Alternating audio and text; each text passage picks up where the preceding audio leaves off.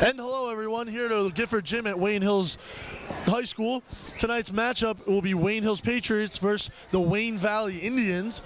Tonight is senior night here at Wayne Hills, so in a moment our public announcer Ernie Mezzi will be announcing the seniors for the Wayne Hills Patriot team.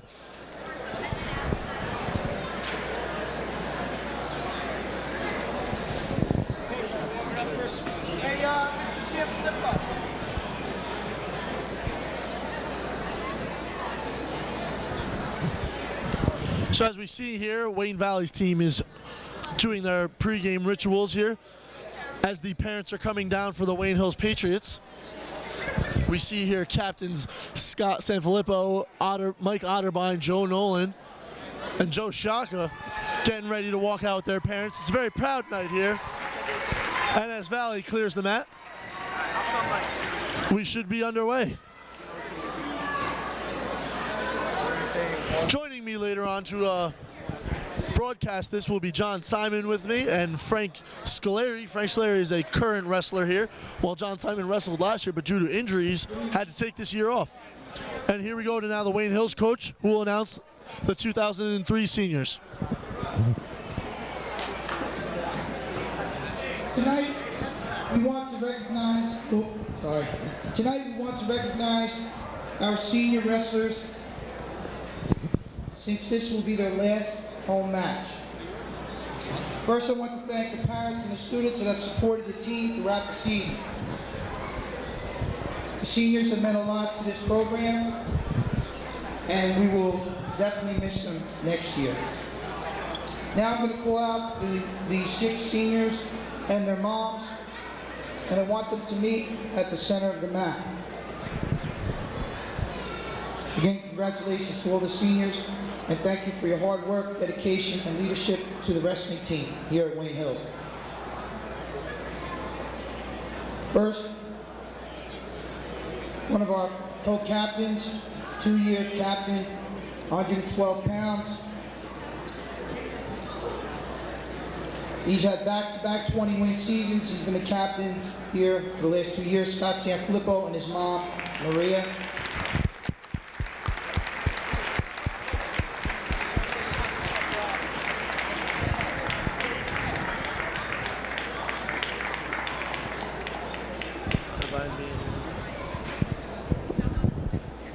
Thank you, Scott, and Mrs. Sanfilippo, very much. Thank you. 145 pounds, 4-year varsity wrestler. Has had double-digit wins in all 4 years. Senior Jason DeMarco and his mom, Noreen.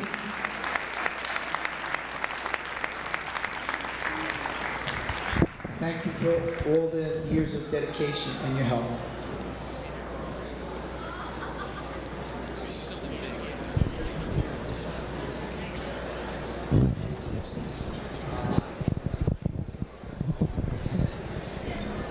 Is it working? All right, thank you. 160 pounds, 3 years on the varsity, one of our captains, Joe Shaka, and his mom, Mary Ann.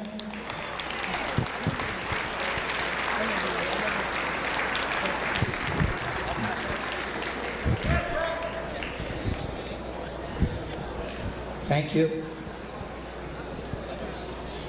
215 pounds, another one of our captains. 3 years varsity, senior Joseph Nolan and his mother, Mary.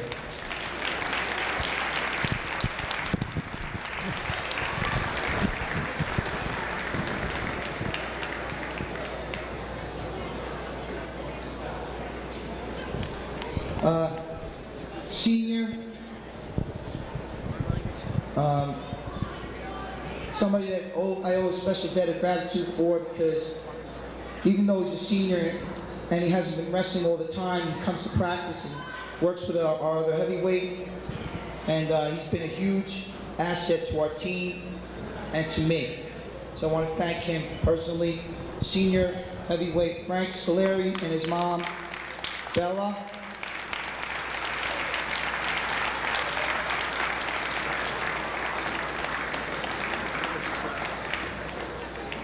Stay there, Frank.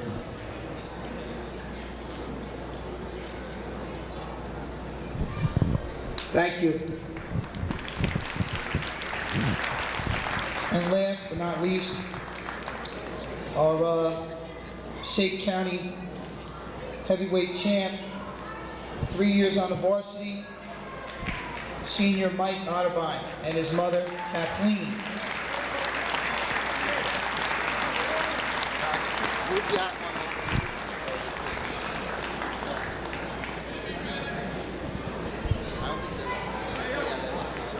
Again, thank you for your attention.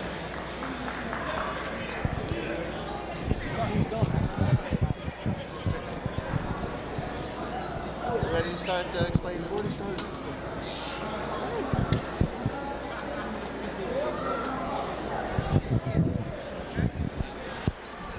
And in a few moments, the starting varsity team for the Patriots will be coming out for their pregame ritual. So as I said before, joining me today is Frank Scillieri, also a varsity player for Wayne Hills, who will not be playing today, joining us in the press box, and John Simon, a junior, both football players, both have wrestling experience. So, Frank, what are you looking for in tonight's matchup? Well, you see, Scott Sanfilippo and Mike Otterbein are two of the matches I've been most looking forward to. Scott takes on Scott Wines, a 17-2 112-pounder from Wayne Valley, and Mike Otterbein takes on 275 Mike Varone in a rematch from the Passaic County Finals. Thank you, Frank. And the Wayne Hills team is coming out, circling the WH, as you see. So, John, could you give us a rundown on how the scoring system is here for these wrestling competitions? Well, then each... Well, I know that's a tough question. You can start with like takedowns. How much do they, how do teams score points for the final for the win? Each takedown is worth 2 points. If you get a switch move or a certain type of move that brings your opponent down to the mat, or you do any type of specific move that would get you on top or in the lead, you can be awarded a certain amount of points in between 1 to 3 points. Now, how are the points scored for the team-wise, like pins or technical falls? Technical fall is, of course, a 15-point difference between your opponent and yourself, and that's awarded with, I think, 3 or 4 points. A pin is worth the most points, 6 points, and just a point difference between at the end of the 6 minutes is just how many points difference that it is. It all depends. Okay, thanks, John. Wayne Hills is now continuing their stretching. So, Frank, could you run us down the list here for the Wayne Valley Indians? Okay, well, at 103 pounds, Wayne Valley has either Sean Miller, Mike Bodie, or Dan Loves. At 112, they have Scott Wines. 119, they got Guy Stephanie, a pretty good lightweight. At 125, they got Mike Torellico. At 130, they got Dave LaFrisco. At 135, they have Dom Pisa. At 140, they have Ryan Azov. At 145, they have Sergian, I don't know how to say it. Nesvik. I'll pick it up for you, Frank, don't worry. All right. At 152, we have Matt Rigoloso. 160, Carl Hornelli. At 171, Ryan Hughes. 189, Steve Bass. At 215, John Wagner. And the big man at 275, Mike Varone, was a 16-3 record. So these Indian team led by head coach Gavin Bennett. And for the Wayne Hills lineup, at 103 we have Anthony Garto, a youngin, only a sophomore, or he's a freshman. A freshman, I've just been told. 112, Scott Sanfilippo, one of the captains, with an amazing 20-3 record. 119, we have Christian Krauss, led by number 125, Keith McCarlo. 130, we have Junaid Chowdhury. Today will be out tonight because of a 135, we have Mike Wu. 140, Jesse Soprano. 145, Jason DeMarco, another captain, very, very tough wrestler here. We see Wayne Hills breaking into two-man groups, practicing, warming up for today's game. 152, we have Matt Krantz. 160, Joe Shaka. 171, Matt Samarero. 189 is Kevin Kunzik. 215, Joe Nolan, and the big man for Wayne Hills, Mike Otterbein, with a 19-3 record. So him and Varone are going to go heads up. And I've been told that before the match that for Wayne Hills, that 130, Junaid Cotaway will not be wrestling. Frank, could you update us on that? Well, you see, yesterday during practice, Junaid suffered a sprained ankle, and he's in just too much pain to wrestle tonight. Who will be his sub? I'm not really sure. I haven't been informed. Okay, we'll keep your eyes up on that as soon as we start.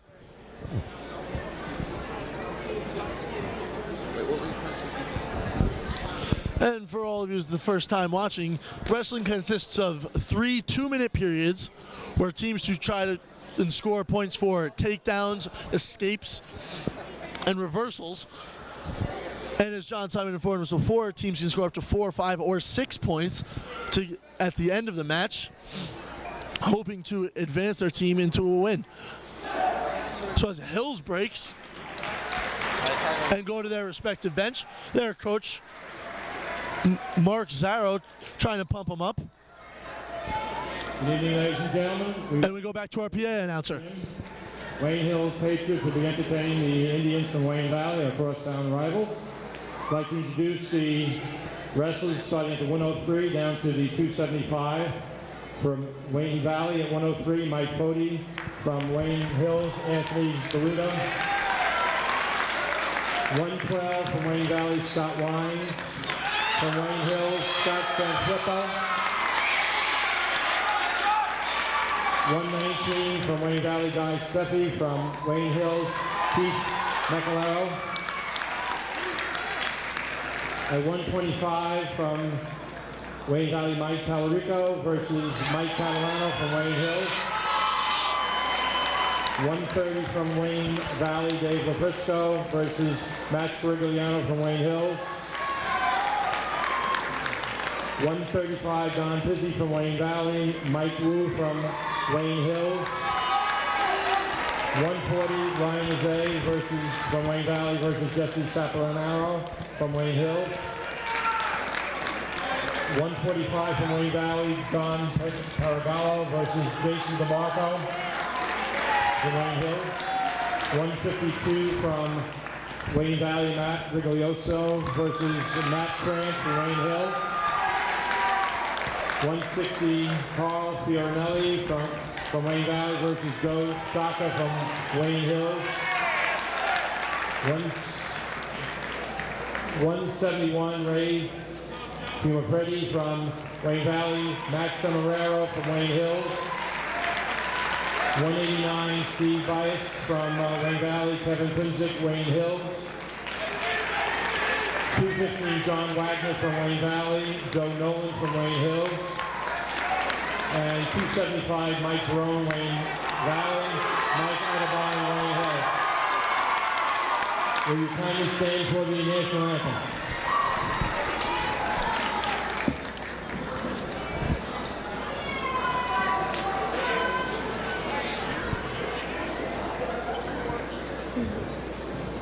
Oh, say, can you see by the dawn's early light what so proudly we held at the twilight's last gleaming, whose broad stripes and bright stars through the perilous fight o'er the ramparts we watched were so gallantly streaming, and the rockets red glare, the bombs bursting in air, give proof through the night that our flag was still there. Oh, say does that star-spangled banner yet wave o'er the land of the free and the home of the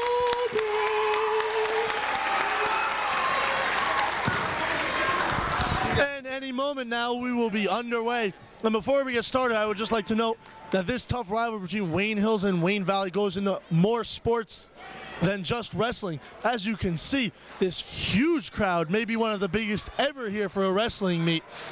I mean, both sides of the bleachers are full here with both loyal Wayne Hills and Wayne Valley fans. And as the captains are there for the coin toss, we're awaiting the result. Captains for Wayne Hills are Joe Shaka, Mike Otterbein, Joe Nolan, and Scott Sanfilippo.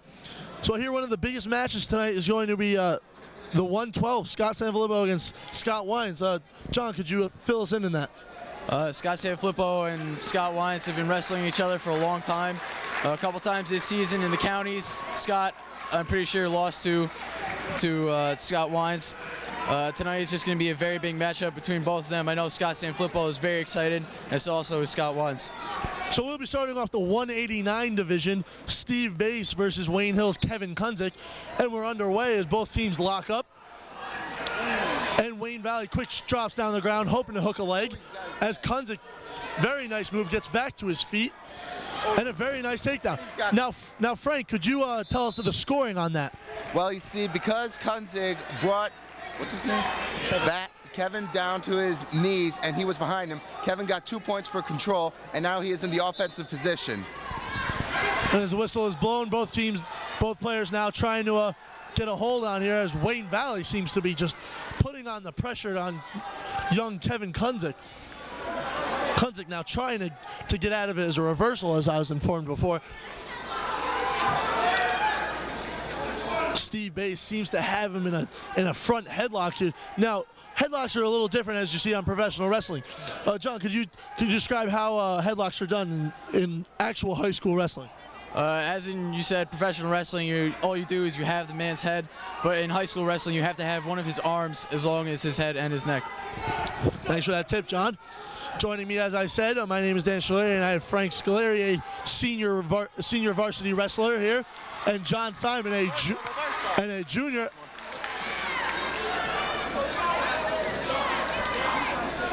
So now as Kuntz seems to be on the offensive as the official blows out of bounds, and both teams will reset.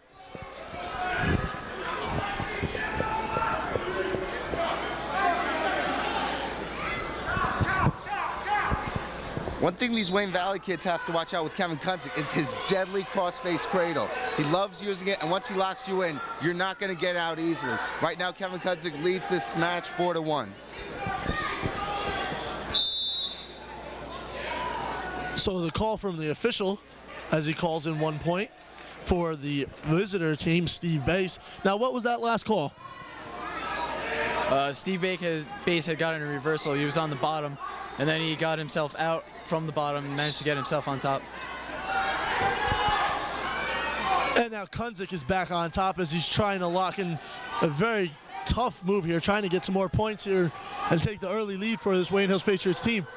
Warming up for Wayne Hills seems to be Joe Nolan, one of the captains, a very, very good wrestler on the ground. Has a tough time while on his feet, but once he gets down on the mat, he's very tough to beat. He's locking it in. And as Kuntz seems to be going in for the kill here. Oh, very nice reversal by Wayne Valley. Very nicely done, and Wayne Valley now is back on the offensive. And that is the end of the first period. Frank, what were some key things that happened in the last 2-minute period? Well, you see, what happened was, in the last seconds of the period, the Wayne Valley wrestler managed to bridge enough to cause Kevin to go off his balance and get reversal points, tying this match at 4-4. So starting off the second of 3 periods. And it was a little early here, the clock was not set, so they'll take a quick breather and await resetting here.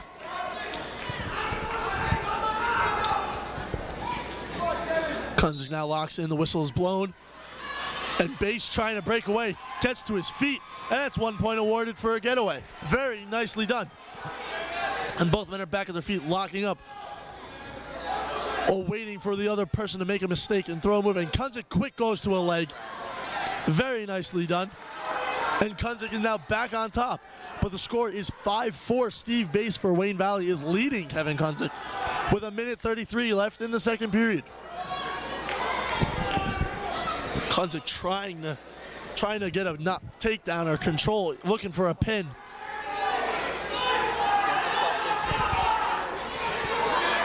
Both men back up to their feet. And the whistle is blown, and both men will go back to the center mat to reset. Official blows the whistle, and we're back underway here. As both coaches, if you could see it on your screen, for Wayne Valley and Wayne Hills are screaming in calls, trying to instruct their player as they're deep in concentration and trying to get a valiant move here. And it looks like Steve Bass is going to try and lock in a front headlock, and but Kuntz very nice reversal here, slides out of it, and the pin is awarded. Very nice. Kuntz reversal and gets the pin. Very nicely done. Frank, what's your thoughts about that last move? Kevin managed to shift his weight beautifully and trap Bass in his own inertia. And now we have Joe Nolan coming in for us, the 215 against Wayne Valley's John Wagner. What do you think you'll be looking for this match, John? I think you're going to be looking for a lot of high intensity and high impact wrestling right here. Joe Nolan's known for his quick shooting and just quick moves. And Wagner is also a very good wrestler. So as we're waiting for the clock to be reset, the official getting the clock to the proper setting.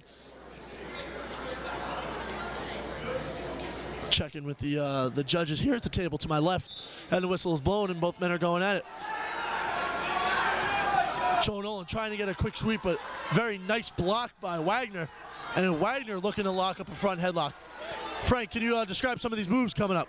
Well, one thing that I know Joe is going to do is Joe just loves to roll. It's his move, and if he tries to do it on you and you give him half a chance, he will pin you. Rolling is his key move, and you just can't stop him. And as both men slide out of bounds, they will reset. As you see Mr. Askley's running across our screen right now, our AD. Joe, very nice arm takedown, and he's trying to get on top, locking down the elbows, trying to put all his 215 weight down on Wagner as Wagner stands up and trying to reverse it. Now, what do you think Joe's trying to accomplish here, John? Joe's just trying to take control of Wagner right here. I mean, Joe's a very physical wrestler, and he just wants to get him down onto the mat and try and get some takedown points. Later on in the matchup, we will be joined by Greg Olson, varsity basketball player for the Wayne Hills. He said he wanted to come down and take some time in the press box here. We'll be glad to have him. We're always welcome to new people here. This is Frank and John's both first experience announcing wrestling, our first time broadcasting wrestling. So you never know what might happen. And as Joe Nolan seems to be struggling here, 2 points are awarded with 37 seconds remaining, and both men slide out of bounds, and we'll have to reset with 35 seconds left in the first period. Now, why was Wagner just awarded those 3 points, Frank? He was awarded for back points. Anytime you hold a guy close to a pinning combination and the ref counts to 5, you're awarded. Joe Nolan, a great reversal right there, as you saw, letting Wagner believe he had him, but then just rolled very nicely, trying to get the pin, putting all of his weight onto his shoulders. The crowd is going absolutely wild as Joe is trying to get that second shoulder down. Looking as the official's trying to get a look, and the pin is awarded. Joe Nolan, very nicely done. You see, what Joe Nolan could have done to get that pin faster is actually pick up on the head of Wagner. You take away the bridge, you take away the guy's chances of getting off his back. Joe Nolan, a very great win. Now the big man competition, one of the most important matches of the night, the 275 match between Mike Otterbein for Wayne Hills, who's 19-3, and Mike Varone, who's 16-3 for Wayne Valley. The official now giving them the last commands as the whistle is blown. And again, the crowds are going crazy after that last win. The momentum seems to be in Wayne Hills' favor as their teams are winning 12-0. Both men still on their feet, trying to lock up a tight move here. Otterbein looking for a chance to use his body to slam down the big man. But it seems that Varone is just ready for every one of his moves. What do you think a move he should do right now, Frank? Otterbein loves using the headlock to bring his opponents down. Headlock and hip toss. I've sparred with this guy. He loves using them. And when he locks his arms around you, there is little to nothing you can do. He loves putting guys on their backs, and he loves hurting them. Otterbein now struggling, seem as both men are just going back and forth, slipping in and out of each other's hold, and both men go down, but after the whistle was blown for being out of bounds, and both men will have to reset in the middle of the mat. Both men from the standing position. What do you think this match is holding up? I think they're doing great. Wayne Hills is really starting to show some dominant features right here. The expected to win Wayne Valley isn't really holding up their end of the bargain. So Otterbein now starting to sink his hips into Mike Varone for Wayne Valley. Both men looking for that key error here and to take advantage. Otterbein tries to get around, tries to hip toss, but can't get it. Varone is ready for him. The score is 0-0 with 40 seconds left in the first period. This match may go all three here. Otterbein's trying to flip him, but Varone, very nice block. Putting his leg behind Otterbein's preventing the toss. Very, very nice block. As the Otterbein goes down to a knee, and 2 points are awarded to Varone, and the crowd erupts. Now, what does it seem Varone is trying to do here to Otterbein? Varone is trying to break down Otterbein. Key element, Otterbein cannot do well if he can't use his body weight. You break him down onto his stomach, he struggles. Otterbein back up to his feet, but Varone grabs one leg, but after the whistle is blown, no 2 points will be awarded with 6.5 seconds left, and Otterbein will now be in the defensive position here in a very exciting first period. The score is only 2-0 after Varone, a nice move and taking him down. Otterbein now back up to his feet, trying to get some quick points, and the buzzer rings, and we'll go into the second period. John, what were your thoughts about that first intense period? That was a really amazing period. Some things that you don't see that much with the heavyweights or the higher weight classes. A lot of moving around and a lot of moves being drilled. What you mostly see is just a lot of shooting in and trying to defend it and just moving away. But you see them dancing around for a little bit, and Otterbein's trying to get a feel for what he's trying to pin here. So Otterbein now on top as Varone quick spins out of it and gets back up to his feet. And one more point is awarded to Varone for getting back to the standing position. Very nice move here. Both men now struggling, still looking for that critical error as the exhaustion is starting to settle in. Critical errors are not really going to be a key factor in this match because these two know each other so well. They have been in regions, in districts together. They know each other so well. It's like a mirror match. It's like they're wrestling the same guy. Otterbein now still trying to get that hip toss, throwing the leg in front of Varone, but Varone has been ready for every one of Otterbein's moves. He has them very well scouted. Both of these huge men at 275 just battling here, and Otterbein back quick, getting right back in his Varone's face. Otterbein with a quick shoot, but no, out of bounds, and the crowd is not happy with that. Otterbein was setting him up for a huge takedown, but the whistle was blown.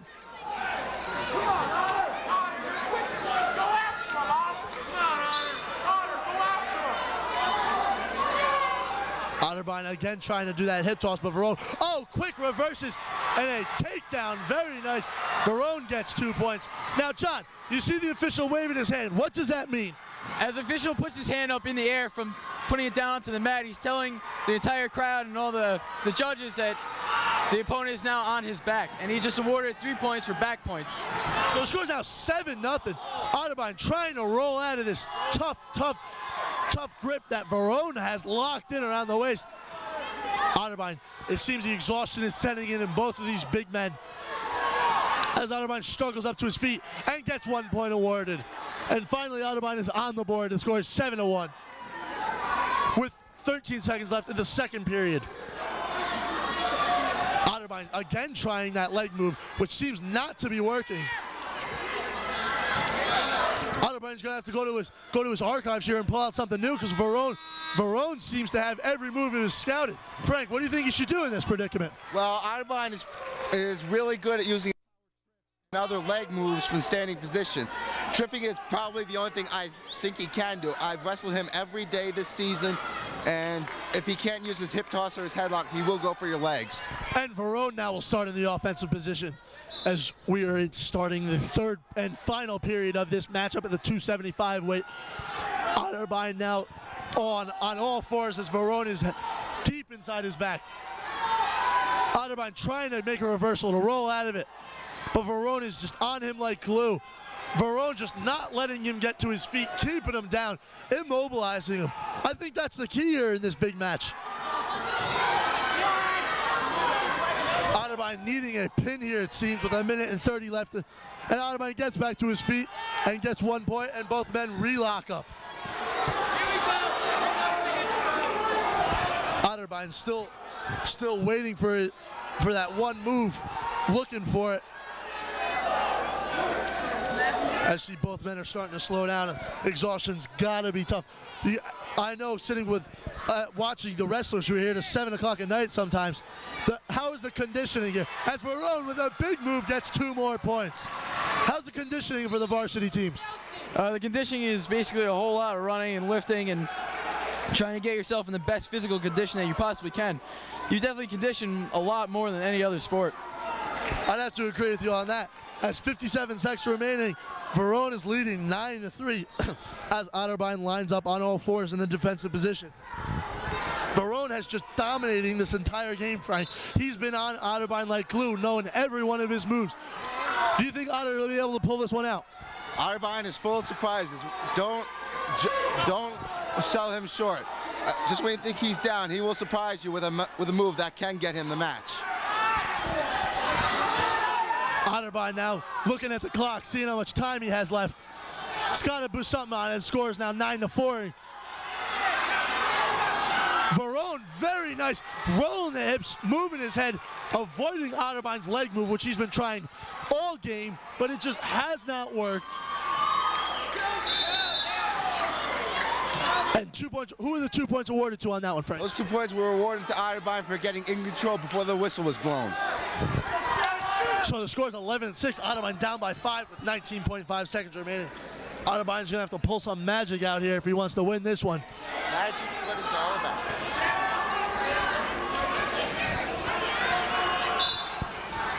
Otterbein now again trying to move, but Varone is ready again. Otterbein, just is tossed down, trying the leg toss, but Varone is ready for it, pushing him down, gets 2 points. And as time winds down, Varone just keeping Otterbein pressed to the mat, and the match is over. Varone scoring a huge win for Wayne Valley, and the Wayne Valley sections here in the Gifford Gym at Wayne Hills are off the charts as both team members shake hands. Great show of class and teamwork as Otterbein very upset with himself, and Varone goes back to his bench and his team celebrates. Coming up next for us, Otter, could you introduce the next 2 people lining up? Okay, we got Anthony Garnto, and Wayne Valley has 3 guys down here. I'm assuming it's Sean Miller. So Sean Miller will get the call here against Gardo, a freshman. Now, since we're in the lighter competitions, what kind of moves will we be looking for, John? You're going to be looking for a lot of quick, real fast moves, and with a wrestler like Anthony Garto that's been wrestling for a long time, he really knows what he's doing, and he can just really shoot in there, and just you can kind of expect him to know what he's going to do, and you're just going to be looking for a lot of high speed moves. And as both men get back to their feet, as you can see on the scoreboard, it is 12-4 Wayne Hills. Wayne Hills scored 2 pins, which got them 6 points, and Valley only won by having enough points for the win, so they only got 4. So Wayne Hills still has a pretty good lead here, as Garto seems to be in a tough predicament here, trying to reverse out of this. Garto trying to press his way over onto a Miller, and gets 2 points. Very nice. And the whistle is blown as Gardo has to fix his headgear, which slid off in the previous encounter. Those of you you just joining us now, it is Wayne Hills versus Wayne Valley here at the Gifford Gym. Wayne Hills is off to a quick lead win in the first two matchups, by pinfall scoring 12 points. When the Wayne Hills Mike Varone in the 275 category beat county champion Mike Otterbein in an impressive display of strength and quickness from the big men, winning by points as both men, as you see on your camera, run out of bounds. So Varone advances to 17-3 and Otterbein drops to 19-4 as Garto starts from the offensive position. He's got his arms locked firmly around his waist. Miller's trying to break out of it, rolling around. And the whistle is blown again. Both men fall out of bounds, and we will reset in the middle.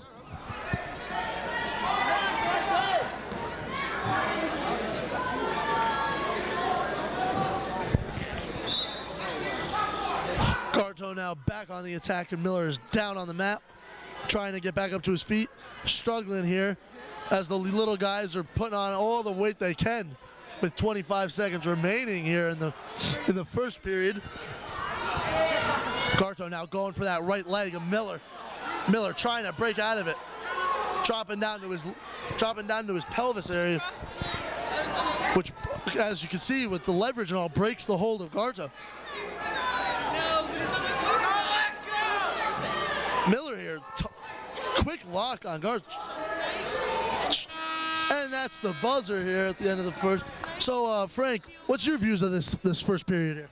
Well, both these guys are measuring each other up. I doubt these two have faced each other before, and they're trying to feel each other up, and when they find that tragic flaw, they will expose it and score points.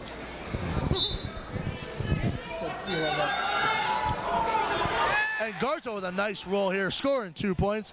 And Miller is back on the ground with a young guy from Hills, the freshman, back on the attack and putting him back down.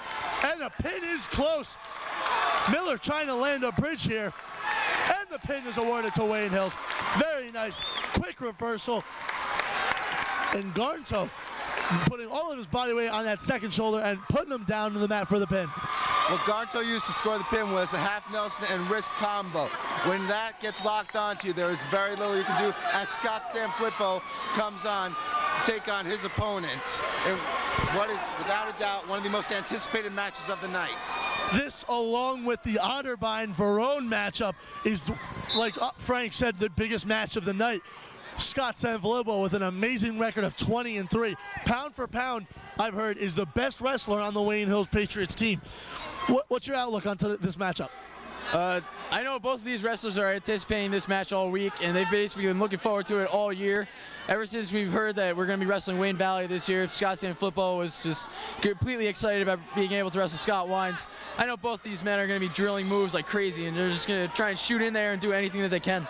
As Sanfilippo is locked in a front headlock here, he's trying to shoot, dropping his hips to the ground, putting all the weight on the back of Wines, as Wines is trying to break the hands. As Sanfilippo rolling around. Oh, and both men break the hold and fall out of bounds. Still no points awarded here. Very high-speed matchup here by the 112 division. You can see they have determination in their eyes as Scott Sanfilippo pounces like a tiger. Very nicely done.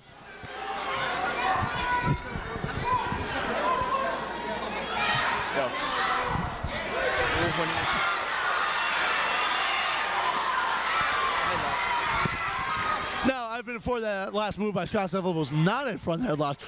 We'll be tuned in by John Simon here, who will update us on what that move actually was.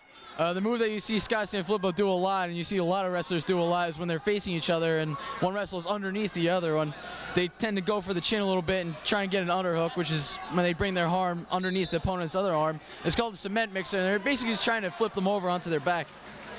Okay. The common theory, wherever the head goes, the body follows. With 30 seconds left here in the first period, Wines has taken the lead here as Scott Sanfilippo wiggling like a fish, trying to break away from Wines' hold. What Sanfilippo tried to do there was, I believe, the Granby roll, one of the more difficult maneuvers, but effective. Just as effective as the Peterson roll. Now, as I said, Scott Sanfilippo has an amazing record of 20-3. Scott Wines has no record to snicker at. He's got 17-2 here, which is pretty close to Scott Sanfilippo's. As Scott is now on the defensive position, trying to break Wines' hands. And that's the buzzer here for the first period. One thing we failed to mention, folks, is that Scott Wines is actually the county champion for this division. So as you see, determination is in both men's eyes as they wait till the start of the second period. Wines will start in the defensive position. Scott Sanfilippo lowers him down. Starting to lock the hands around the waist. Trying to roll him over, get some more points as Wine is taking an early 2-0 lead. Scott now trying to stay on his back like a backpack. Looking for a move here. Scott Sanfilippo, as you can see in the crowd, Mr. and Mrs. Sanfilippo, who come to every meet, are just, back and forth, fidgety, nervous, watching their son here, trying to get a win here for the Wayne Hills Patriots. I've grown up with Scott. I've known him since we were in kindergarten. He's a great kid, hard worker at everything he does. You know he's not going to give up until he gets the pin here or technical fall. So Scott now putting all of his weight down on Wines. Now, what kind of move is that, Frank? What Scott is doing is known as the power half. What he does is he gets both his legs under Vines and then slams his forearm right over the guy's neck, brings his other arm under Wines' arm, locks his hands together, and tries to use leverage to flip him onto his back.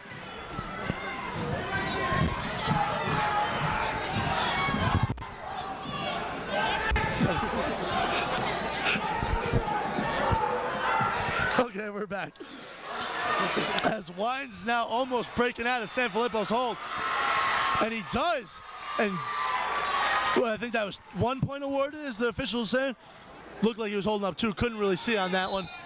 The whistle's blown as both men go out of bounds. We'll reset in the WH. Let's go, Scott!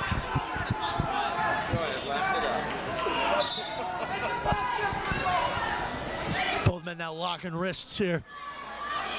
As you can see, Scott Sanfilippo has such determination, such anger, it looks like, and motivation. You're trying to get the pin here against Wines.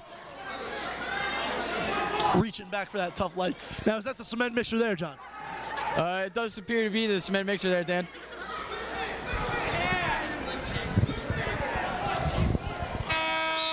And that's the buzzer here. And we will be moving into the third period. A low-scoring game here, only 3-0. Wines is leading here, as you can see, as the red, white, and blue headband. Very nice. And Scott Sanfilippo will start in the defensive position. The final 2 minutes remaining here. And Wines is quick on the attack. Scott looking for a reversal here, trying to score some points. Get back in this matchup.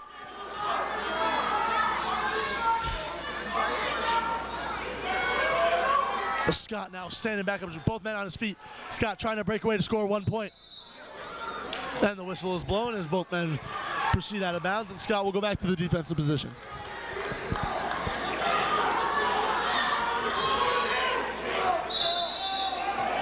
Whistle is blown, and a little false start there by both teammates. As the Wayne Hills coach runs over to the bench to talk to the official here for a second, because he has a question to ask him. Head coach Mike Zarro.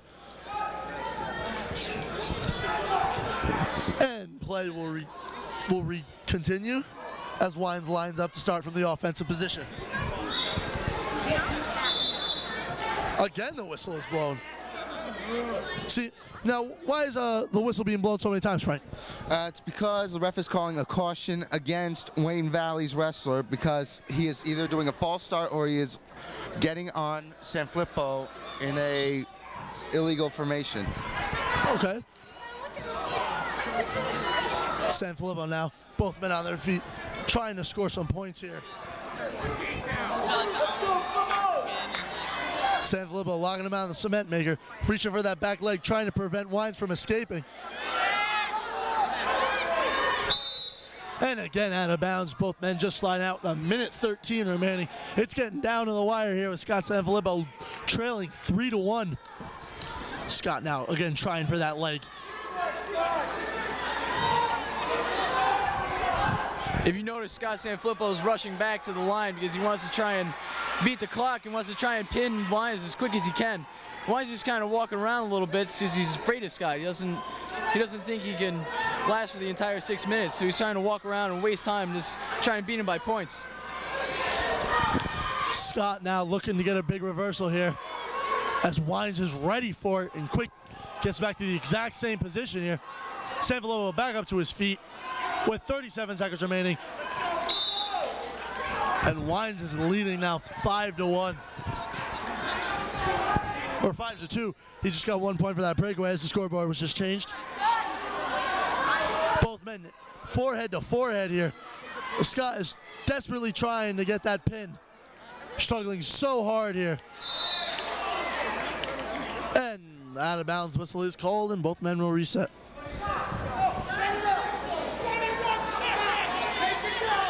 Now, Frank, what do you think Wines' strategy was coming into this matchup?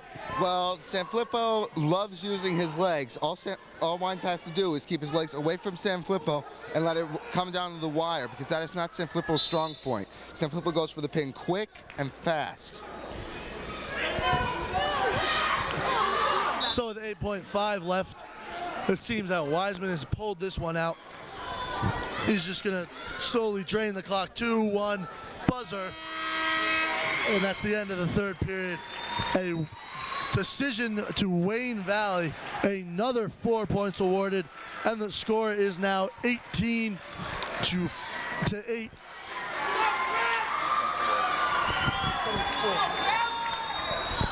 You see, instead of being awarded 4 points for that decision, the rule is that if you beat an opponent and the points decision is 8 points or more, it's called a major decision, in which you are awarded 4 points. If it's less than 8 points, it is 3 points. So now wrestling for us now in the 119, excuse me, in the 119 category, we have Christian Krauss, 11-9 record, versus Guy Steffi, one of the better for Wayne Valley, 14-6. So now both men are going at it. Steffi is bouncing around.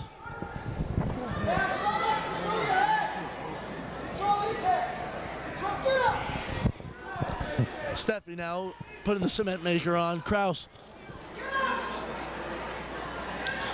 And his both coaches, Mark Zara and Gavin Bennett, just calling in instructions to their players.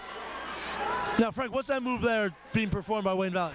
Right now, Wayne Valley is trying to take Christian off his base. He's one of the more sturdy wrestlers, and his bridge is unbelievable. You get him on his back, he's going to fight you off. He is not one of those guys who will lie down and die.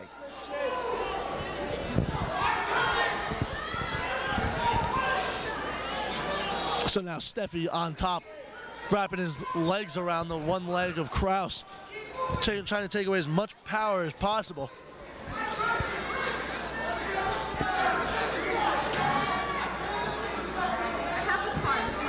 Krauss now looking for a reversal, grabbing the wrist, trying to break out of this tough hold as Steffi's digging, is almost burrowing his forehead into the back of the head of Krauss. Now, what does that move do, John?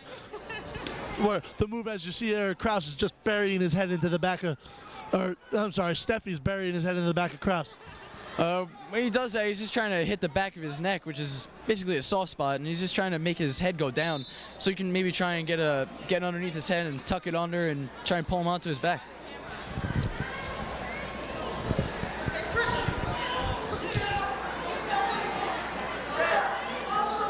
Now, as you can hear there, Coach is calling him, just telling Krauss to sit down. Now, Frank, what does that mean, sitting down? First of all, Dan, it's sit out. It's when you take your hips out from underneath your opponent, and what the sit out does is basically set up the high turn, in which you use the Peterson, standard roll, or the, I'm sorry, I've forgotten the last one.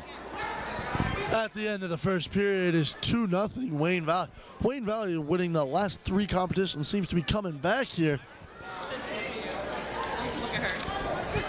Krauss will start in the defense position. Quick snapping around, trying to get a move here.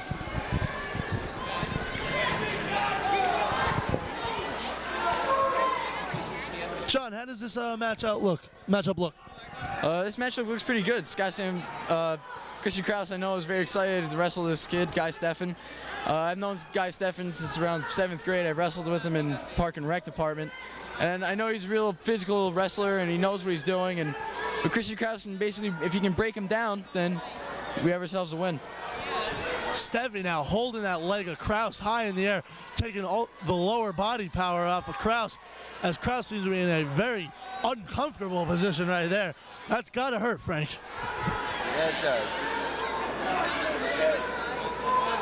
So what move is Steffi trying to lock into Krauss here?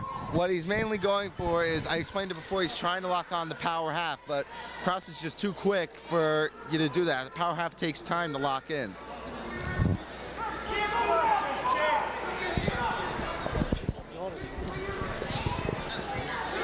So Krauss seems to be dominating this entire matchup here. Coming up next for the 125 division, Keith Macarello for Wayne Hills going against Mike Tallarico. Mike Tallarico, one of the better wrestlers for Wayne. I know him. I used to play Little League Baseball with him. Great kid, very good second baseman. And Stephanie seems to be closing in on a pin here as the official is just right in there trying to get as close as he can. And 3 points will be awarded to Steffi there. As we see, we're getting view of the press box. This is John Simon to my right, Frank Scillieri to my left, both varsity wrestlers here. I am not a wrestler. I am just an announcer in the off season. I play football and run track. And we're going back to the game. As Steffi again on the attack here, just not letting Krauss get anything in. And that's the end of the second period. Steffi leading 5-0. What do you think Krauss is going to have to do to get some points back on the board, Frank? Krauss loves using his legs. If he's going to get any points, he's going to have to take Steffi off his base and use his legs to his advantage.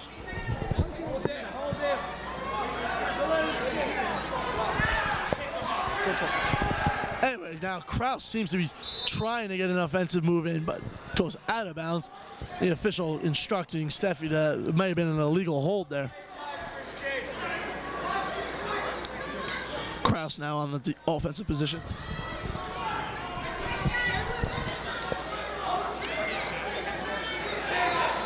Krauss quick trying to snap him down here. Scores some more points as Steffi is looking to reverse it. And he does, getting the 1 point, increasing his lead to 6-0. Now, what do you think Steffi's defense is against Krauss? Steffi just needs to keep his legs back and just keep his eyes on Krauss because he is as quick as a hiccup, as some people say.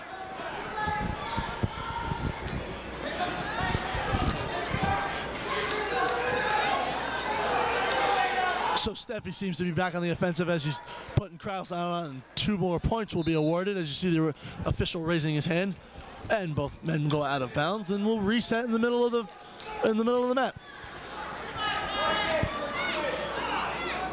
59 seconds left remaining.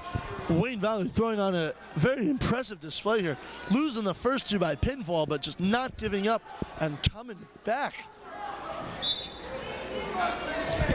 Oh, a tough move there, but by Krauss rolling around on his shoulders, very dangerous, close to getting a pin. What that move is a perfect example of the Granby roll, one of the more dangerous moves, but it can be effective. Krauss now again in a very uncomfortable position, as just barely getting his arm out, avoiding the pin and going back onto his stomach. As Steffi now working on that right arm of Krauss, trying to lock him up in the same move, wrapping his leg around, getting in between his legs, taking some of the leverage away. Krauss now looks very immobile here, like he's got nowhere to go.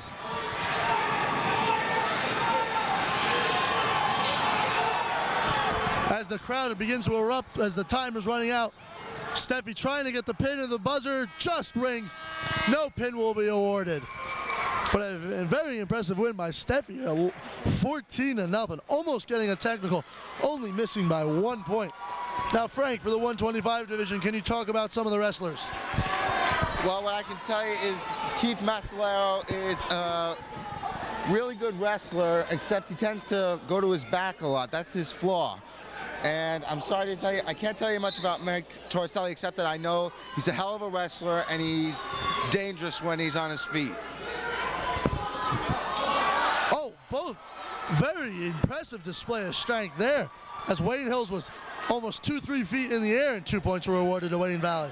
And Wayne Valley now Mike Tallarico on the offensive. A move that you have to be careful is like that is when you pick somebody back up in the air, you're also responsible for bringing them back down onto the mat safely.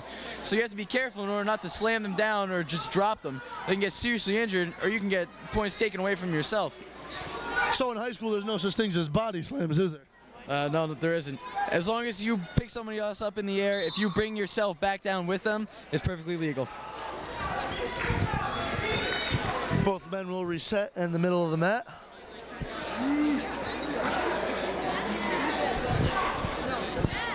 As Tallarico circles like an animal circling his prey here. Quick on the attack. And it seems that Wayne Hills is in a bridge here and rolls onto his stomach, avoiding the pin, trying to get out of this. As Macarello now with a low record of 2-10, when Tallarico only has 11-7 record.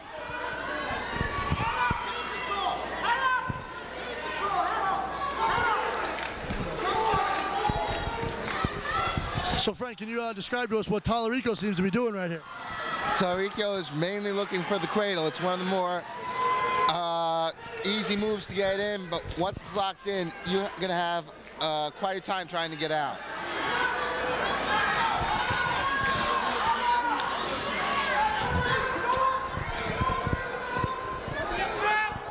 So now Wayne Hills trying to get out of this, it seems. Bunched into the fetal position there. Tallarico quick snaps him down, looking for a pin, as you see the official waving his hand out, informing the judges and the crowd that a pin is close. Wayne Valley is starting to erupt here as the score is 18-11 as both teams.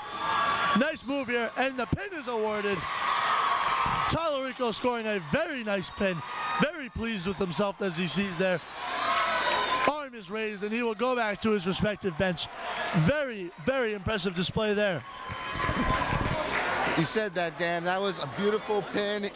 It was going for the cradle, but Maslow kept his weight up, and that led to a pancake, which led to the pin. Now you see Matt Sirigliano stepping in to take the place of the injured Junaid Chowdhury, who sprained his ankle last night in practice. Those of you who have followed wrestling for a while, Matt is the little brother of Dave Sirigliano.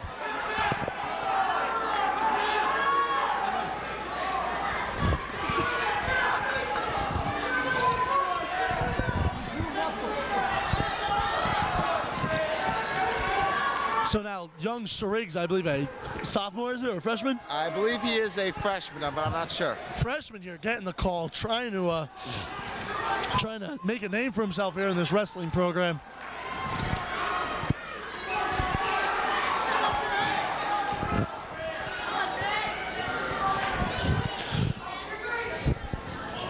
Sirigliano, also known as Little Riggs, younger brother of Dave Sirigliano, his day before was Big Riggs, trying to put a nice reversal here as his face is buried deep in the mat. Now, John, you were a wrestler, but you didn't wrestle this season. What happened?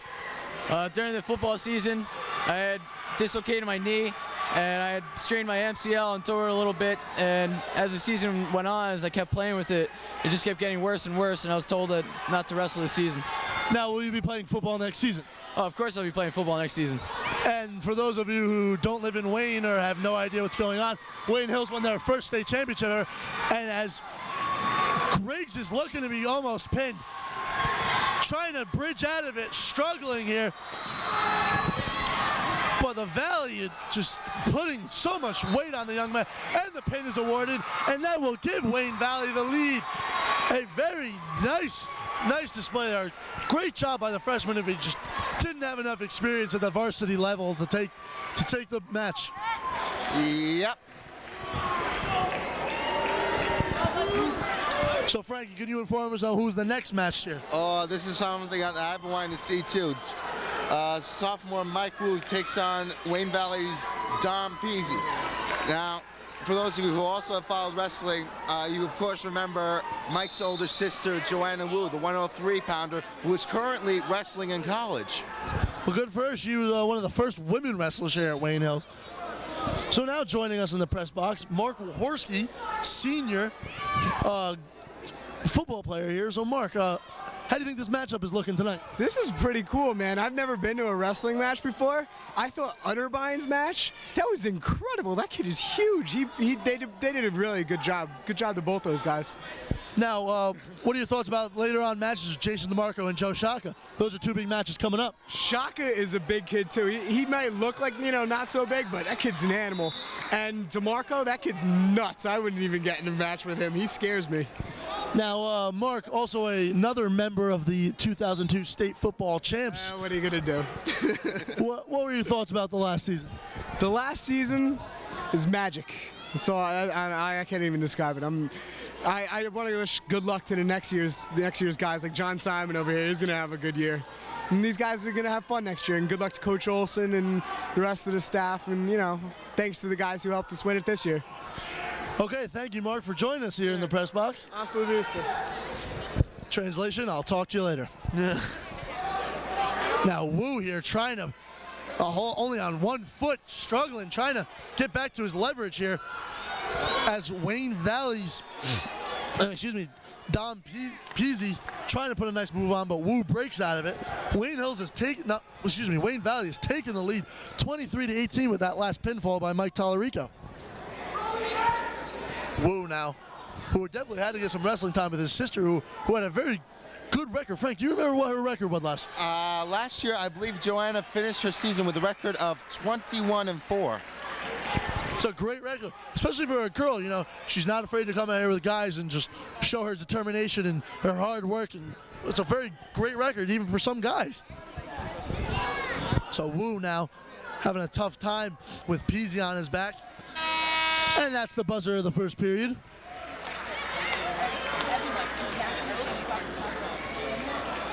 As both men are wrestling in the middle of the circle, awaiting the buzzer to start the second period.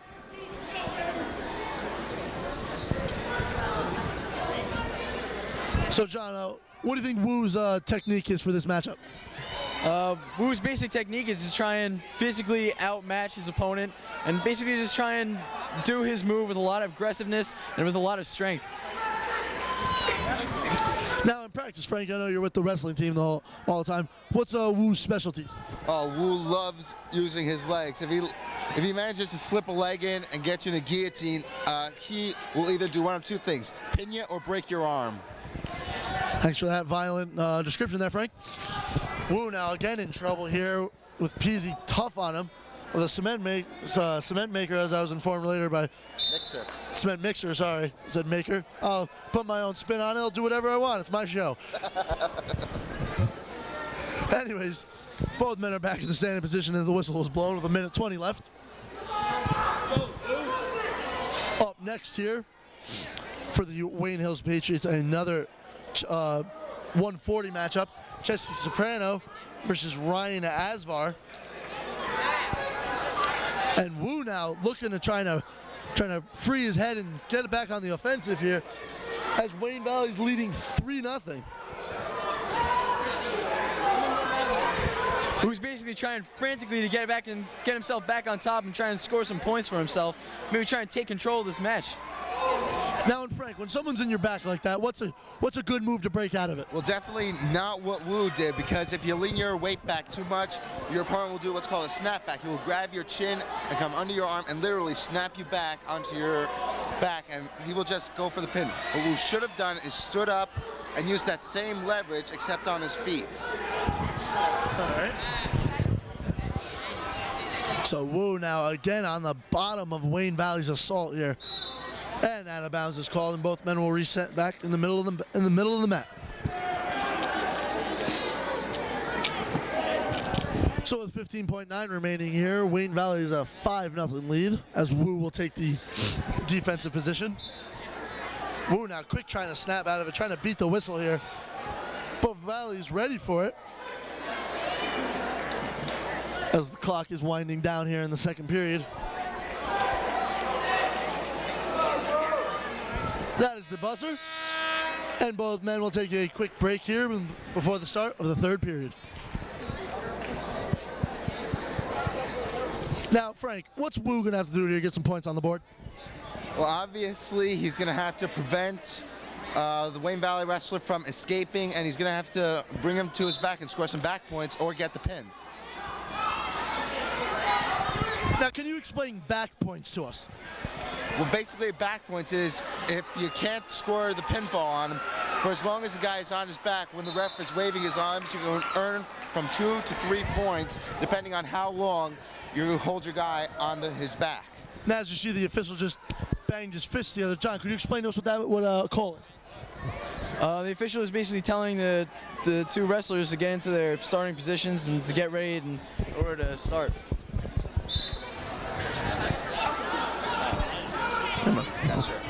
So Wu now finally on the Valley attack, trying to take that one leg down, but nice roll over by Valley, and will get the 2 points for taking control of that takedown. And Wu again in trouble with Wayne Valley's Peasy just digging into his back. Peasy now just never letting up. Wayne Valley's on a very impressive roll here. I believe what the last 4 matches it was. Wayne Hills has got to kick it back in gear here as they're going into the later matches.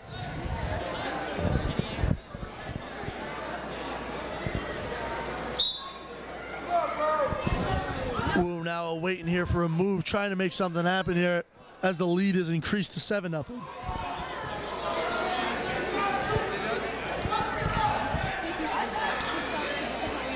Peasy now also trying to shoot the leg, but no good. Wu was there for the block.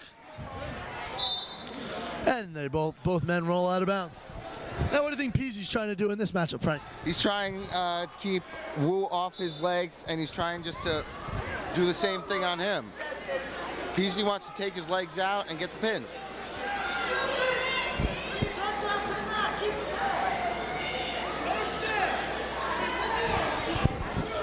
Both men now circling the WH in the center of the mat. Looking for, and Peasy with a quick shoot of the legs, but Wu was there to block him. And both men get back to their feet as Wu scores his first point with 26 remaining here in the third period.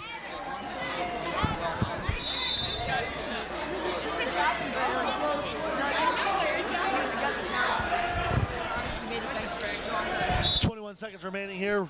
Both men violently locking up as Peasy runs and trying to shoot the leg for the second time in that quick outburst. But both men go out of bounds, and those just only reset in the middle of the mat.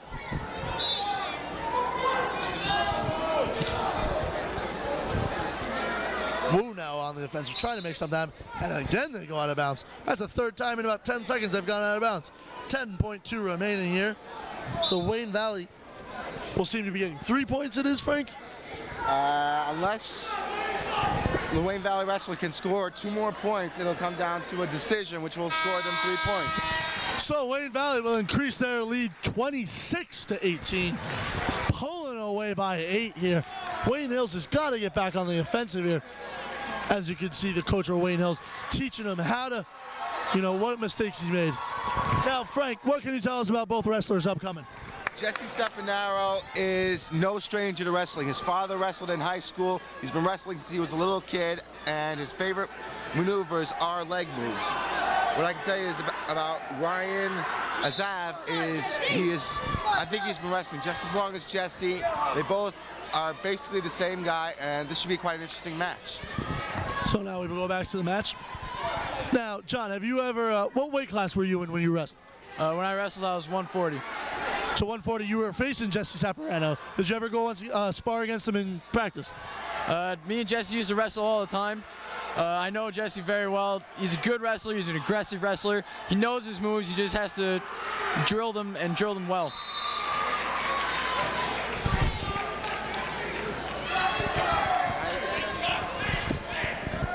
Jesse now will be on the defensive position as Asvar. Quick trying to put a move on here, scoring 2 early points. The clock is ticking here, 1:19 remaining in the first period.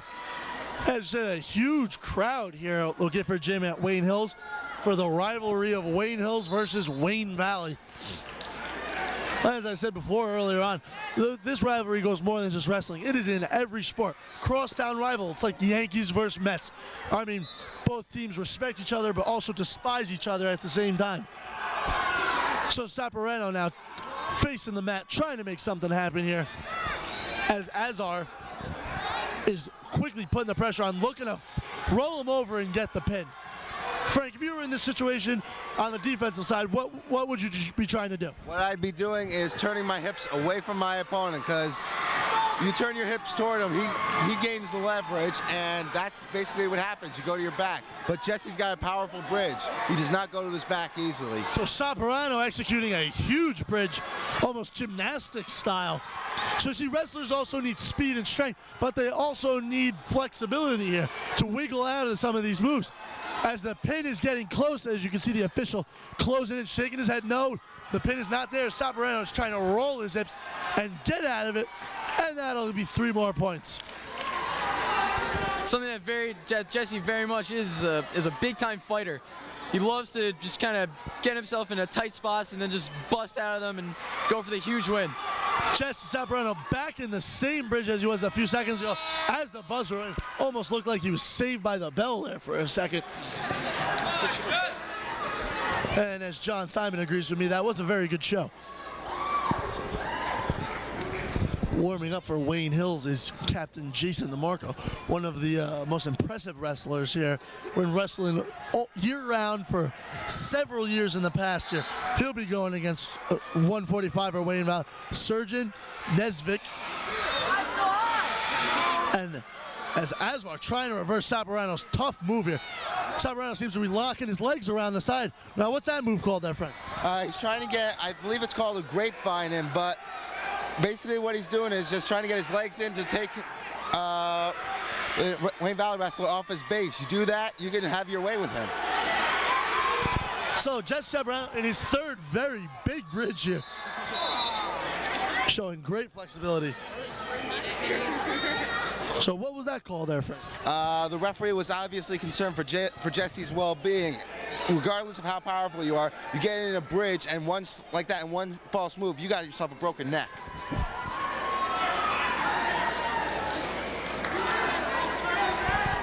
So we'll take a small timeout as the official goes in to check in with the stat box. Both coaches giving instructions to their teammates. Something that Jesse has to do right now, he's got to start drilling some moves. The score is now 0-13, and if there's a 15-point ratio, then Jesse's going to be tech faulted, and that's some points for the Wayne Valley team. So like in baseball, well, baseball's only 10. There's a 15-point mercy rule there is, which scores you how many points? I believe it's 5 points, 4 or 5 points. So he only needs one more takedown, which is 2 more points, or a back move, which is 3, to make this a technical game, scoring 5 points and increasing the lead by 12 for Wayne Valley.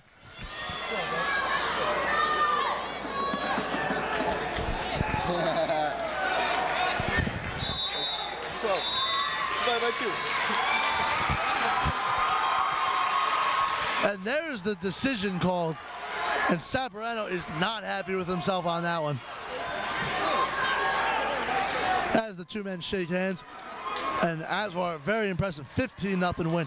And here's one of the biggest matches of the night everyone's been waiting for. Jay DeMarco, a captain here for Wayne Hills, with a record of 15-8 against Wayne Valley surgeon Nesvik.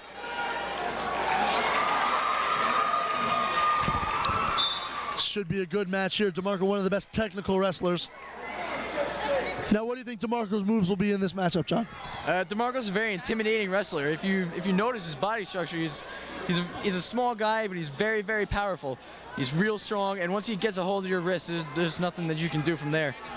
Now, in practice, Frank, what's some of Jay's specialties? Well, actually, he uses most of the power moves you would normally find that a heavyweight would use. He's a little guy, but he's strong as hell. So Jay just wrestling down Surgeon, getting 2 points, and then both men roll out of bounds. And Jay will go to the offensive position. Something that Jason DeMarco loves to do is intimidate his opponents. He likes to play with them. He likes to drill moves in, and he likes to let them go, take them down, bring them back up again. He just loves to basically out-physical and outsmart his opponent that he's trying to wrestle. DeMarco now again on the offensive here, trying to score some more points here. And I can see that. I've come to some wrestling matches. Jay DeMarco does this thing where it seems like he's talking to himself. I mean, I don't think he's trash talking to the other players. He's just talking to himself, telling himself what all the possible moves are. Now, do you do that, Frank, when you wrestle? It really depends on who the wrestler is. I see Jay DeMarco trying to lock in the crossface cradle. It depends on who you are. If you are a guy who's been wrestling a long time, you sort of verbally go over the moves that you have in a situation. But if you're a guy who's only wrestled a couple of years like me, you just go with what you have in your instincts. So DeMarco now still on the attack here, giving Surgeon nowhere to go.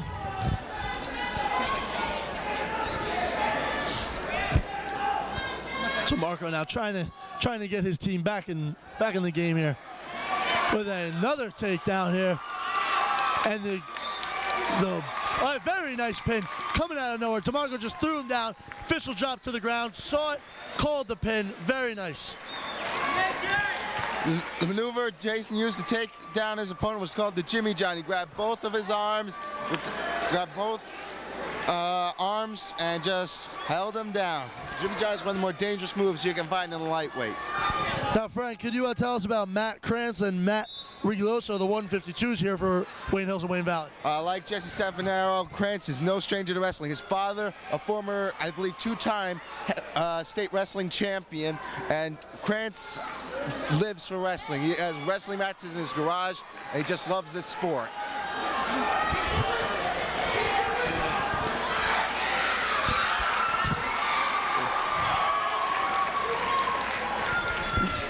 So now Valley quick on the attack, scoring a quick 2-point takedown.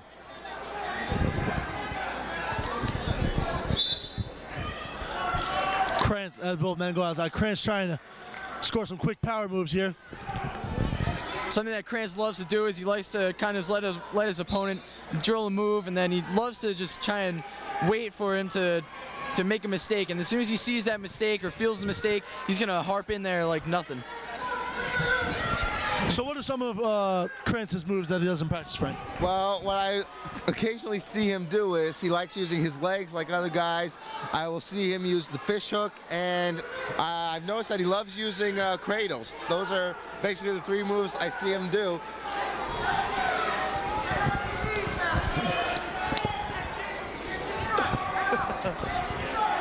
So Krantz now seem to be tough as Wayne Valley. Very nice move, grabbing one leg, wrapping the leg around the other.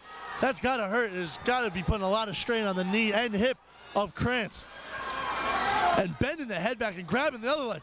Look at that move. What move is that, Frank? That's called a Turk. You get your opponent's leg, you catch it with your own, and what you do is you try and snake in a half Nelson and just lift your leg up to the ceiling. It seems like it may be a complicated move to hold the guy down with, but it's effective.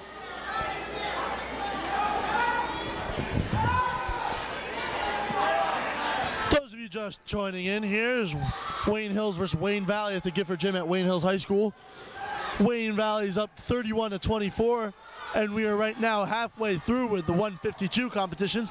Coming up, we have 160, 171, 189 left. And, oh, I'm sorry, 189 is done, so there are only 2 matches left after this one. Joe Shaka and Matt Samarero Joe Shaka will lead 160, Matt Samarero 171. And for Wayne Valley at 160, Carlo Florini and Ryan Hughes. Right now we're at the 154. Oh, sorry, 152. Mike Krantz for Wayne Hills. And Matt Rigoloso. Rigoloso up to a 2-0 lead here.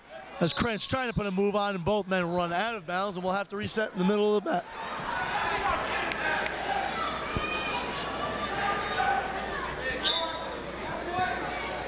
Krantz now back on the move, trying to throw something on here, score some points here. Both men are at their feet. And a nice move there. Now, John, who got the 2 points on that one? The 2 points were awarded to the Wayne Valley wrestler for taking Matt down to the mat. So now Krantz is back on the defensive position here. trying to make something happen here. Seems very tough as Valley is just locking in move after move here, rolling him over, setting up for a pin. Oh, but Krantz just rolls the other way out of it. Very nice move. Now, if you were in the offensive position, if I asked you defense a couple minutes ago, what move would you be doing here? What I would be doing is I'd be doing exactly what Wayne Valley is doing. Snaking in the half Nelson, grab the wrist and just circle the head and bring my opponent to his shoulders. So with 57 seconds left here in the second period, Valley is leading Hills 5-0 in this individual match, but all around they're leading 31-24 with 2 matches remaining. Wayne Hills is going to have to pull off some fireworks here to get back into this matchup. Something that you're going to have to see here is you're going to have to see Krantz pull out a big move. He's just going to have to catch Rigoloso when he's not looking, and he's just going to have to pin him in order for Wayne Hills to gain the lead.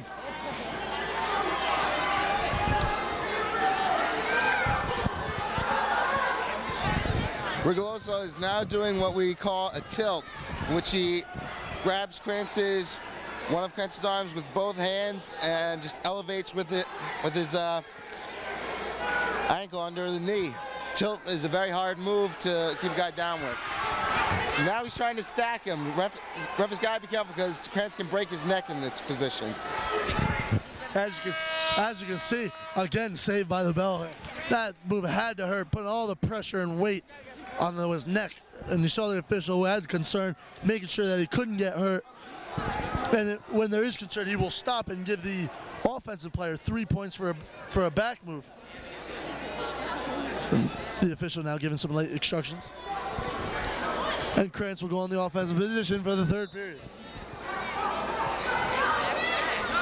Something that Krantz is going to have to do, he's going to have to start drilling moves, and he's going to have to do them quick because he's only 4 points away from a tech fault.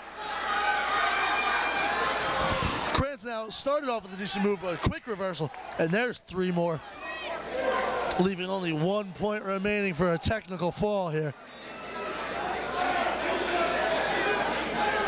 So Valley letting him up. That'll score 1 more point. Now he's got to score 2 to get that technical fall.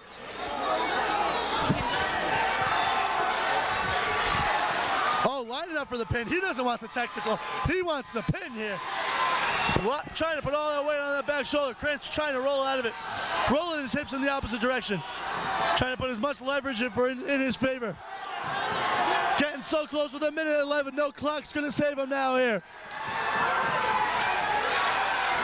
As Rigoloso starting to strain now, put all of his weight on that shoulder. Oh, but Krantz rolls out of it. Very nice. 3 points will be awarded, and that is the matchup. Rigoloso getting the technical. Very nicely done. Almost had him for the pin, but realized that he could still get 5 solid points out by getting the technical fall.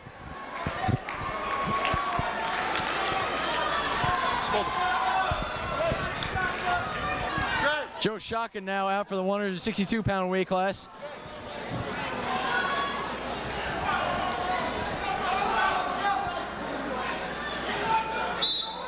Joe Shaka is 12-9, and he's going to be facing Carlo Fornelli. Carlo's a very tough wrestler here. Very fast, very strong man for his size. As you see Joe Shaka is just locking up with him. And Joe, it's almost silent technician now. Not a man of a lot of words here, but he's a very tough kid. Some kid you want to have in a fight with you. And Shaka drops to his knees, trying to get a move here. Back up to his feet, and a quick takedown. Knocking the leg out, and will score 2 points, and he's on the offensive position.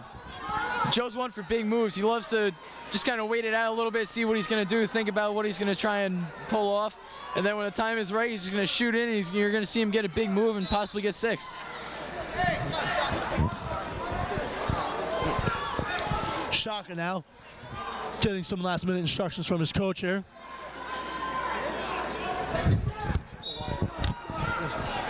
So Shaka now trying to land that big move he was talking about. Almost lifting him off the ground, but bringing him down to the ground anyway. He's got that arm pinned down to the groin area.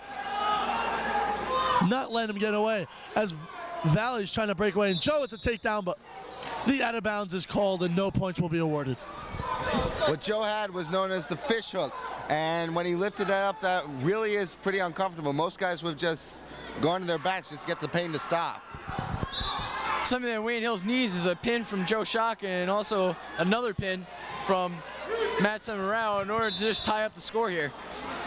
Now, Frank, what will happen if the game is tied? I'm really not sure that. I've never encountered a tie in a wrestling match before. So if 2 pins are awarded, you may see history here, because I've never seen a pin in a wrestling match. Do they go to overtime? Do they pick one player? I don't know. Maybe it's just a draw. In overtime, in a single match between 2 individuals, they'll go into overtime, which is 1 minute, and they'll try and whoever gets 1 point first is a winner of that match. That must be intense, Sean. It must be intense, because you can't let up any mistakes here. So Joe Shaka will be on the offensive position as the official waves him in and the whistle is blown. Shaka now fish hooking him again.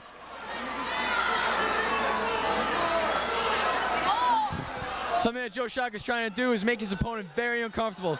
This move it hurts a lot, and all he's really going to try and do is just try and make him just fall down to the mat, just make him give up.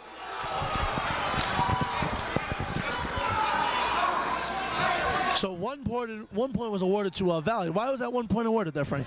Because Valley wrestler managed to escape. And since the out of bounds whistle was blown, they'll be recentered. Shaka now shooting the leg, trying a different approach here, leaving the fishhook style, just trying to bull him down with his powerful legs, hooking him under the head. Now what he's trying to do is cradle him up, because you get in a cradle from Shaka, and I don't care who you are, you're either gonna get pinned or you're gonna waste the whole match trying to get out. That's the end of the first period. We're going to the second. Shaka scoring 2 late knockdown points there. So lead now 4-1. Shaka now again going for the single leg attack. Oh, but falling out of bounds. No points will be awarded. Oh, and it seems that Valley missed the mat and hit the hard court of the basketball court here at Wayne Hills.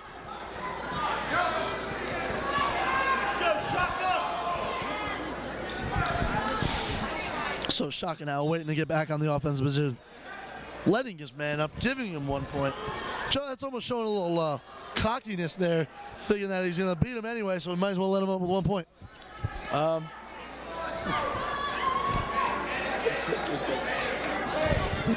So now what move is Shaka do you think he's going to go after now? Well, Shaka is legendary for his fireman's carry. He has probably the most beautiful fireman's carry you will ever see in high school wrestling. Unfortunately, he can't find it. He's not quite able to single out the opportunity to get it. The fireman's carry is a very difficult maneuver to catch a guy with. So he almost had the cradle locked there. His fingers locked, but not strong enough. As 2 points are now awarded to Ramapo, Wayne Valley. And the game is all tied at 4-4. So Joe may be regretting that 1 point he gave him earlier on in the start of the second period. Well, actually, when it comes down to this, when you need 2 pins to actually tie the match, you don't want to give up any points.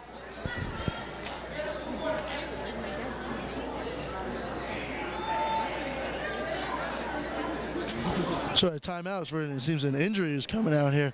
As Margaret, the athletic trainer here, is quickly coming into the aid of Joe Shaka. The coach here looking for concern, calling in for a water bottle. Something that's very easy to do since you're out there for 6 whole minutes. Something that's very easy to do is become very dehydrated and very, very tired. That's what all the conditioning's, like you said, it's a huge part of wrestling. Wrestling's not just, rolling around with the guys and stuff. It's very intense, takes a lot of devotion. It doesn't really matter how much conditioning you do, because as soon as you get out there, it's like sprinting your hardest for 6 whole minutes. It's probably one of the hardest things any individual can do.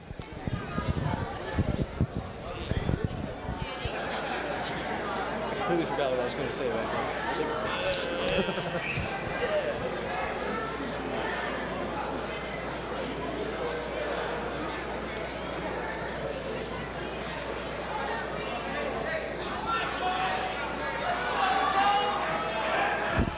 Another type of injury that you see a lot in wrestling is bloody noses. People snap their heads back, and, you get a headbutt right to the nose. It breaks very easily, and your eyes are immediately teared up, and you can't see, and it's probably one of the worst things that can happen in wrestling. Margaret Quick coming back out on the mat. Seems to be wiping up some water here. Margaret, an athletic trainer for over 15 years, does a great job here at Wayne Hills. Almost, as most of the football players would agree, a savior at the right times, like during triples and stuff. Now Joe Schock will be on the defensive position here. As Wayne Valley back on the attack. Wayne Valley's number 6 is Carl Floreni. Schock now trying to lock up that fireman's carry, trying to roll out of it, but is blocked and continuing to roll, just using his strength, getting back on the attack. And both men are back up to their feet, and out of bounds they go.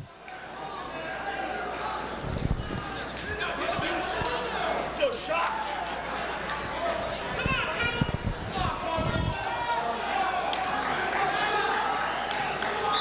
Both men line up and go head to head here, trying to get that. Schock needs a huge pin with 26 seconds left in the second period.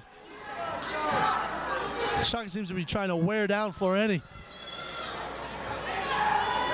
And Floreni just blocks that last drive here, just putting all of his weight on the back of the neck of Joe Schock here.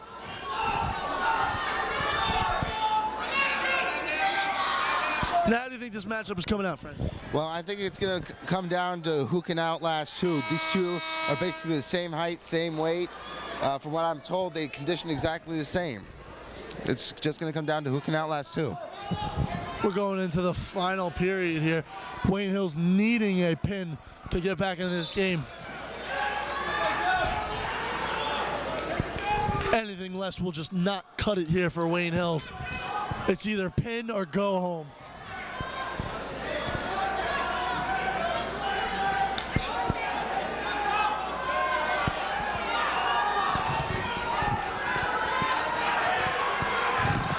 So Schock now trying to break out of this defensive position and get back on offense here.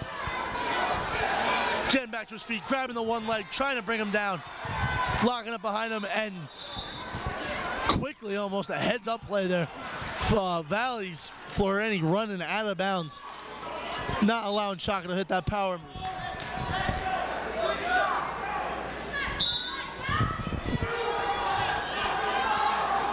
So both men are locked up now. Schock now trying to score the pin here for Wayne Hills with 1:16 left in the final round.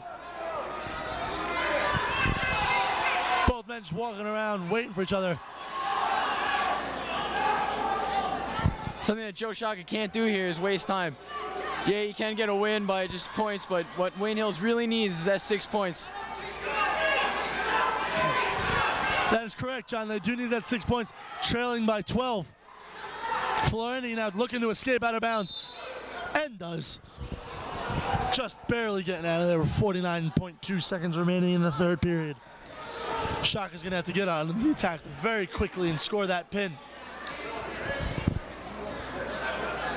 And Schock goes down to a knee again, and the trainer will come out one more time.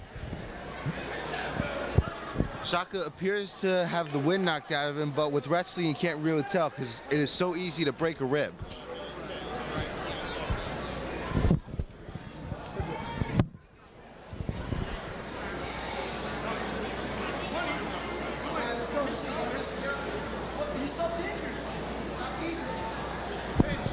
Something that Joe Schock needs to do is get a sudden burst of energy for the last 50 seconds that's in this match and just try and take his man down and just try and tough it out. He's got to be aggressive, and he's got to be quick, and he's got to drill moves as fast as he can.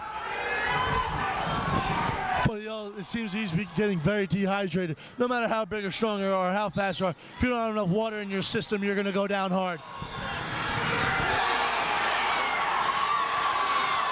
So Floreni now on the attack. Schock just seems to have no strength here as he's being put down. Floreni now trying to score the pin. Schock rolls, but it is not enough with 30 seconds left.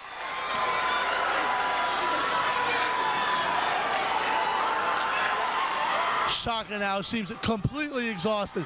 Floreni knows he has the win, is just going to hold him out for the next 17 seconds. Shaka's got to try something here to pull this match out. Something that you can't do in this type of situation is give up. He cannot allow his opponent to take control of the situation. And with 4 seconds remaining, 3, 2, 1, that is the buzzer. And it seals the deal for Wayne Valley. Wayne Valley will win it as Joe Shaka will go to shake hands with Floreni, scoring a huge win here, 6-5. Excuse me, 9-5 is the scoreboard. And Shaka will slowly go to the bench as Wayne Valley storms Floreni with a celebration.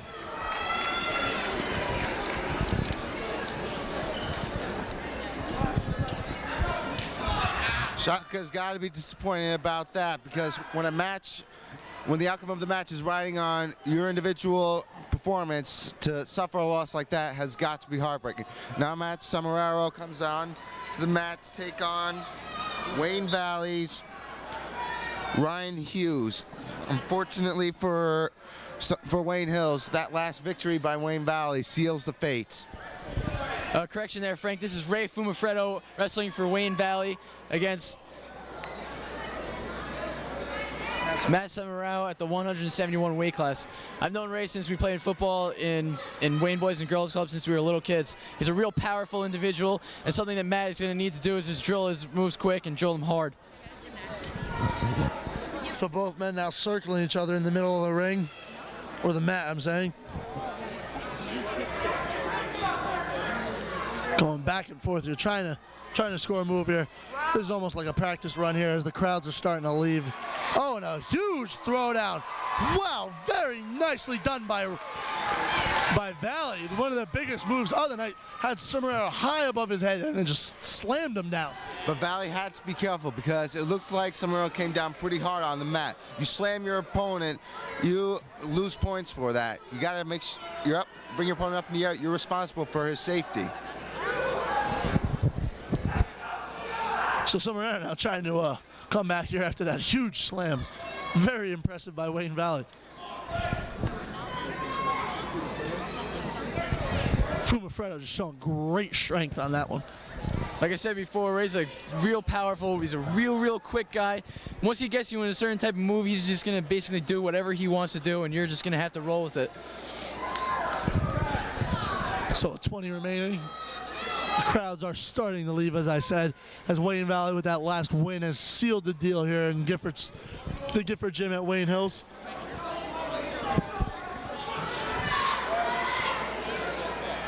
Samararo now trying to hit a big move before the end of the period. And the buzzer is ringing now. And we'll move into the second period.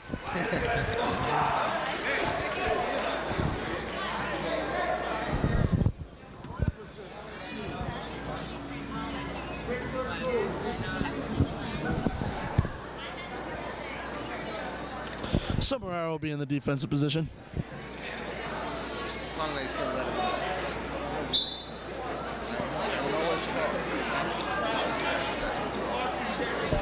The move that Fumafredo just did there is called an option, where he's not going to go on top or below his opponent. He's just going to basically let him up, or he's going to start from the standing position.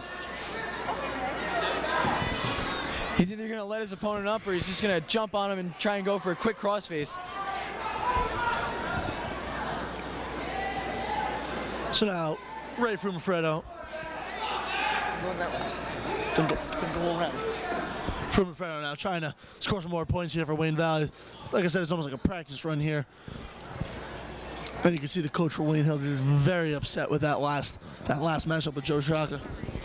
I think that everyone here has some newfound respect for the Wayne Hills wrestling team, that they hung with a better Wayne Valley team, a team that was expected to win tonight and basically to win by probably over 100 points.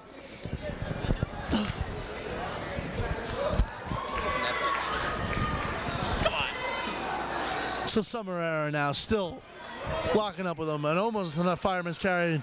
Fumafredo locking one leg, trying to bring him down, and Samararo trying to keep his balance and reverse it, slamming him down. What Summerall was doing is known as the cross face, which is basically one of the best defenses you have against a single leg takedown. What you do is take your forearm and you just jam it into your opponent's nose, and it's pretty painful. So Frank, what's one of your best moves that you use when you wrestle? When I wrestle, I really basically use the same moves as Otterbein. I like using the headlock, cement mixer. I very rarely use my legs though. Now, what's one of the most painful moves in wrestling? Without a doubt, you get an experienced wrestler who knows how to use the cross-face cradle right. He can break your ribs. It's that painful. Something I would not like to get in. Back to the match with 7 seconds remaining here in the second period. The score is 2-2, both tied up. Wayne Valley, team-wise, has the lead, 39-24. Sealed the victory as this is the last matchup here.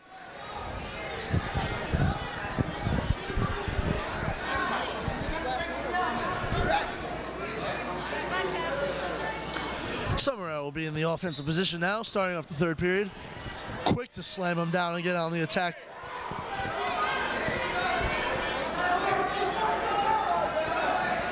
Summerall now looking to get a cradle here, locking one arm under the leg and the other around the neck. What Summerall is trying to do is known as the side cradle, which isn't exactly the cross-face cradle. Will you stop moving the mic? But it is just as effective.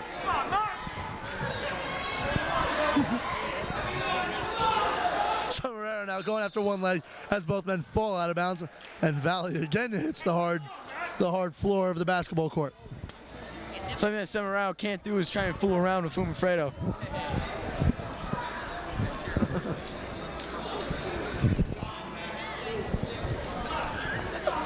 Minute and 27 remaining as Summerall will start in the offensive position. Fumafredo appears to know what he's doing a lot. Started out wrestling as a freshman last year. Fumafredo really is a real big powerhouse type of wrestler. He just loves to get you in a real specific type of move, like a fireman's carry or a double legs, and just loves to drill it on you and just loves to take you down hard. Now, I asked Frank all these questions. What was one of your best moves while you were wrestling? When I wrestled, the only 2 moves I ever really drilled was basically a double leg takedown, which is basically like tackling someone, and it's a double arm pin. Sounds good, eh? If they work, don't fix them. And Summerall now close to beginning your business. 2 more punches awarded. Summerall now only on one shoulder, trying to reverse this here. As Fumafredo is trying to lock in a pin here, which would almost be like a slap in the face to the Wayne Hills Patriots.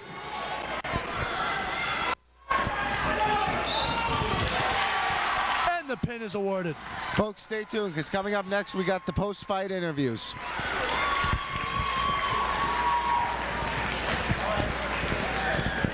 And that is the end of the matchup here. So thank you for the Wayne Hills TV, John Simon and Frankie Scillieri, who are joining us for their first broadcast.